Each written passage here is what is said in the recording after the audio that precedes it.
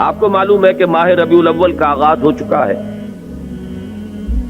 دوسری تاریخ ختم ہوئی اور آج ہم تیسری شب میں اس وقت یہاں بیٹھے ہیں۔ یہ ماہ مبارک حضور صلی اللہ علیہ وسلم کی سیرت مطہرہ سے ایک بڑا گہرا تعلق رکھتا ہے۔ حضور کی ولادت باسعادت بھی اسی ماہ مبارک میں ہوئی، اگرچہ تاریخ کے بارے میں اختلاف ہے۔ حضور کا انتقال بھی اس ماہ مبارک میں ہوا، اور وہ متفق علیہ تاریخ ہے 12 ربیع الاول اصل میں حضور کا یوم وفات ہے، اور اکثر محققین کی رائے یہ ہے کہ آپ کا یوم ولادت جو ہے وہ 9 ربیع الاول ہے۔ یہی وجہ ہے کہ مجھے یاد ہے کہ ہمارے بچپن میں اس دن کو جو لوگ کچھ تھوڑا بہت مناتے بھی تھے تو 12 وفات کے نام سے در حقیقت یہ نام یاد کیا جاتا تھا۔ حضور صلی اللہ علیہ وسلم کی وفات کا دن ہے، کچھ کھانا پکا کر کچھ غریبوں کو مساکین کو کھلانا، یہ در حقیقت چیز تھی کہ جو اب ہوتے ہوتے اس نے بہت ہی ایک دوسری صورت اختیار کر لی ہے۔ اب یہ ایک جشن بن گیا ہے اور ایک عید کا سا سما، بلکہ واقعہ یہ ہے کہ جو اصل 2 عیدیں ہیں وہ کہیں پیچھے چلی گئی ہیں، اور یہ جو 2 عیدیں ہم نے ایجاد کی ہیں، ایک عید میلاد النبی اور ایک عید استقلال، اگر ہم جائزہ لیں تو شاید یہ 2 جو ہے یہ زیادہ فور گراؤنڈ میں آ چکی ہیں۔ لیکن یہ کہ جہاں تک آپ کی ولادت اور آپ کے وفات کا اس ماہ مبارک میں ہونا ہے وہ ثابت ہے۔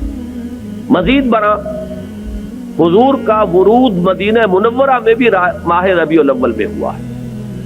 اس پہلو سے اگر اس ماہ مبارک میں ہم سیرت النبی کے مطالعے کا ایک خاص موضوع رکھیں، کسی تاریخ کے تعین کے بغیر اس مہینے کی مناسبت سے سیرت مطہرہ پر گفتگویں ہوں، غور و فکر ہو، اور اس میں بھی عملی پہلو سامنے ہو، اتباع کا جذبہ ہو، سمجھنا سمجھانا اس لیے ہو کہ اس پر عمل کرنا ہے، تو یقیناً یہ چیز ہمارے لیے بہت مفید ہوگی اور ہمارے بہت سے امراض کا شاید اس سے مداوع ہو سکے۔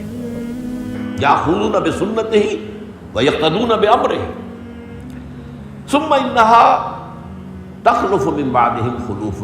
پھر ہمیشہ یہ ہوتا ہے، ہر نبی کا جاننے والوں میں، پہچاننے والوں میں، ماننے والوں میں ہوا ہے، امت محمد بھی مستثنیٰ نہیں ہے۔ یقولون ما لا یفعلون ویفعلون ما لا یؤمرون۔ یہاں نوٹ کیجئے کہ وہ کہتے وہ تھے جو کرتے نہیں تھے، اور کرتے وہ تھے جس کا حکم نہیں۔ عید میلاد النبی کیا حضور کا حکم ہے؟